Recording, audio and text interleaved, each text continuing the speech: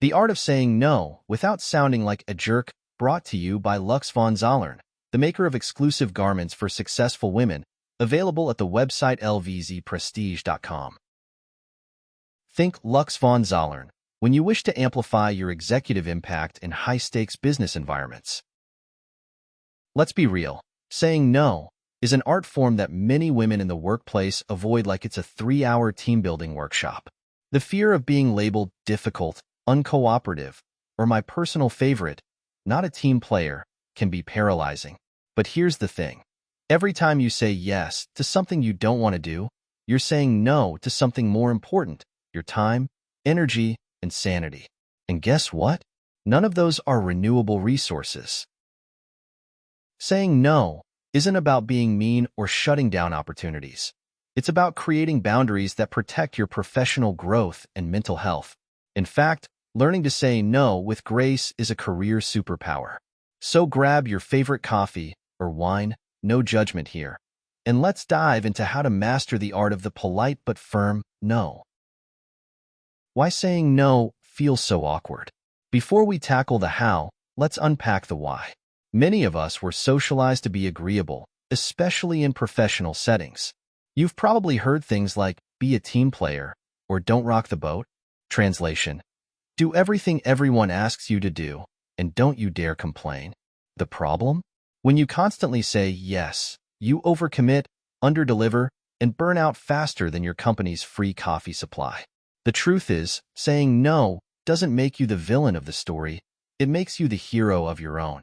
And trust me, the world needs more women willing to take the lead in their own lives. The mindset shift. It's business, not personal. Step 1 in the journey to becoming a no ninja is reframing your mindset. Think of your time and energy as the most valuable currency you have. When you say yes to every little request, whether it's organizing the office holiday party again, or taking on your colleague's workload just this once, you're essentially writing blank checks that your schedule can't cash. Instead of seeing no as a rejection, think of it as a strategic decision. This isn't about turning people down for the fun of it, though that does sound tempting in some cases. It's about aligning your choices with your goals. You're not just declining tasks, you're protecting your priorities. How to say no like a pro. Now that you're ready to embrace your inner boundary queen, let's get into the nitty-gritty of how to deliver the perfect no without sounding like a heartless corporate overlord. The sandwich technique. Think of your no as the filling in a compliment sandwich.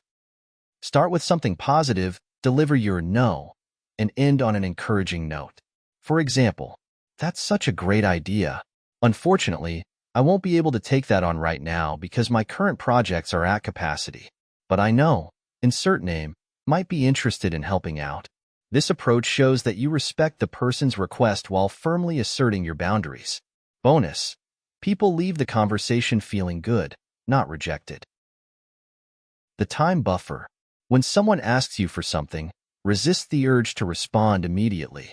Instead, say, let me think about it and get back to you. This buys you time to assess whether the request aligns with your goals. Plus, it gives you an escape hatch if you're dealing with someone particularly persistent. And when you do get back to them, say something like, after reviewing my schedule, I realize I can't give this the attention it deserves. See? Polite, professional, and definitive. The big picture no. Sometimes, it's helpful to tie your no to a broader goal. For instance, thanks for thinking of me. I'm currently focused on insert key project or goal, so I'll have to pass this time. This shows that your no isn't about avoiding the task. It's about prioritizing what matters most. It also subtly communicates that you're a woman with a plan, which earns you respect. Blame the calendar. If all else fails, blame your schedule. Your calendar is like that strict friend who always has your back. You can say, I'd love to help, but my calendar is packed this week. Let's revisit this idea next month. People respect a busy schedule. After all, no one wants to argue with Outlook. Humor can soften the blow of a no. It makes you approachable while still getting your point across. Try something lighthearted, like, if I say yes to one more thing, I might need my own assistant. Unfortunately, I have to pass on this. Delivered with a smile, this kind of response is disarming, memorable, and effective. Saying no doesn't mean you're shirking responsibilities. It means you're respecting your time, energy, and ambitions. The best part? The more you practice, the easier it gets. Think of each no as a tiny act of self-care, a reminder that you're in control of your own career narrative. Handling the backlash. Let's face it, some people don't handle rejection well. They might pout, push back, or go full-on toddler tantrum mode. The key is to stand your ground without letting their reaction rattle you. Remember, their discomfort is not your problem to solve. It's theirs. Here's how to deal with the most common responses. The guilt tripper. The guilt tripper. Their weapon of choice is phrases like, "I thought we were a team," or "I just don't know who else to ask." Subtle, right? Here's the secret. Guilt only works if you let it. Response. I totally get where you're coming from, and I really wish I could help. But if I overcommit, I won't be able to give this the attention it deserves, which wouldn't be fair to you, or to my other responsibilities. Translation. You're not the bad guy here. You're the responsible one. The persistent pusher. This person treats your no like a suggestion, not a decision. They'll ask you the same thing 5 different ways, hoping you'll cave. Spoiler alert, you won't. Response. I appreciate how important this is, but my answer hasn't changed. Have you considered? Insert alternative solution? This response is firm but solution-oriented, so they can't accuse you of being unhelpful. The drama queen. This type will act like your no is the end of the world. Cue the exaggerated sighs and melodramatic, "I guess, I'll just do it myself," comments. Response. I understand this feels overwhelming, and I'm happy to brainstorm other options with you. Let's figure out a plan that works without stretching anyone too thin. You've acknowledged their feelings without taking the bait. Managing persistent askers. Some people don't understand the meaning of no. For them, it's just a warm-up for round 2. To deal with repeat offenders, you'll need a strategy. The broken record. Consistency is your best friend here.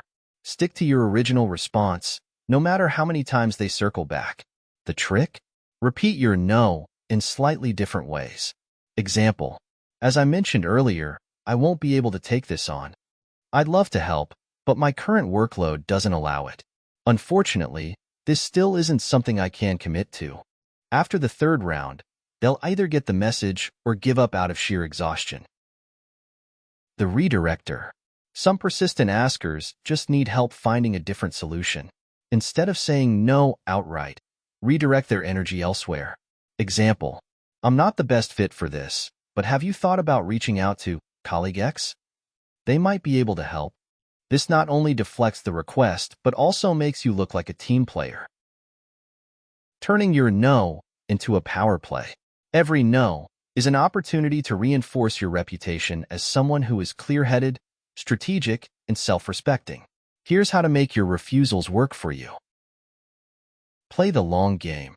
Saying no to less important tasks frees you up to focus on high-visibility projects that advance your career. When people see you prioritizing what truly matters, they'll start viewing you as a leader who knows how to manage time and resources. Own your boundaries. Boundaries aren't just for work-life balance. They're for your reputation, too. When you set clear limits, you're sending a message that you value your time, and others will, too. Over time, people will learn to respect your decisions instead of pushing back. Use humor to your advantage. Humor can turn an awkward no into a moment of connection. For example, if I say yes to one more thing, my to-do list might unionize against me. Delivered with a smile, this type of response keeps the conversation light while still getting your point across. The no-confidence combo. Here's a secret. Confidence isn't just about how you say no. It's about what you believe when you say it. If you're second-guessing yourself, others will sense it. Instead, remind yourself that every no is a step toward owning your power, protecting your time, and building the career you deserve. Repeat after me. No is a complete sentence. No doesn't need an explanation. No is my secret weapon. Saying no isn't just about avoiding burnout. It's about taking control of your narrative. When you say no strategically, you're not just protecting your time. You're shaping your career, your reputation, and your future. So go ahead. Practice your no in the mirror, add a dash of humor, and start reclaiming your power. You've got this. Brought to you by Lux von Zollern, the maker of exclusive garments for successful women, available at the website lvzprestige.com. Think Lux von Zollern when you wish to amplify your executive impact in high-stakes business environments.